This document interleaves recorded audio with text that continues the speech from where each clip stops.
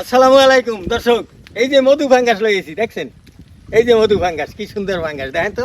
আজকে এই ফাঙ্গাস মাছ ভুনো হইবে আর গরম ভাত দিয়ে জমিয়ে খামো দুপুরে। এই মধু ফাঙ্গাস কিন্তু সচরাচর পাওয়া যায় না। আজকে বাজারে মধু ফাঙ্গাস উঠছে, 2-3টা উঠছে, তাও বেশি না।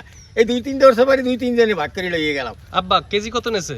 আরে কেজিও সুবিধা, কেজি তো পয়লা 400।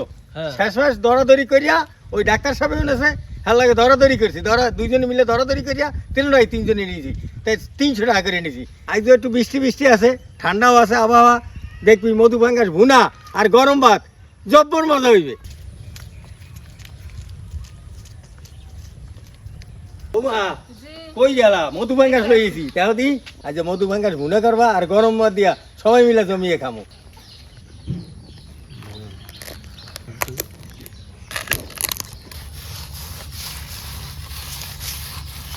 মাছটা ধোয়া করা হয়ে গেছে, আন রান্না করে নিম। পেঁয়াজ রসুন বাটা, হলুদের গুঁড়ো, মরিচের গুঁড়ো, লবণ, জিরের গুঁড়ো, অল্প একটু তেল।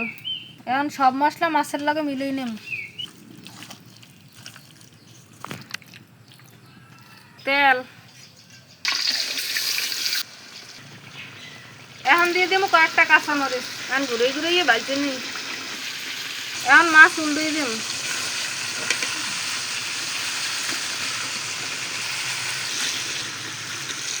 মাছটার এপিট ওপিট ভাজা হয়ে গেছে, এবার দিয়ে দেবো জল।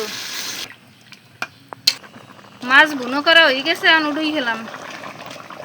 মধু ফাঙ্গাস রান্না করে হেলাইছে বৌমায়, এখন আমি খাওয়া শুরু করবো। এর 1 পিস মাছ দেয়া 2-3 ফুলের ভাত খাওয়া যায়। বিসমিল্লাহ। মধু ফাঙ্গাস মধু মতনই লাগে, অসাধারণ টেস্ট, খুব মজাই খেতেছি। ভালো থাকেন, সুস্থ থাকেন, আমার জন্য দোয়া করেন, আমি আপনাদের জন্য দোয়া করি। আগামী দিন নতুন ভিডিওতে দেখা হবে।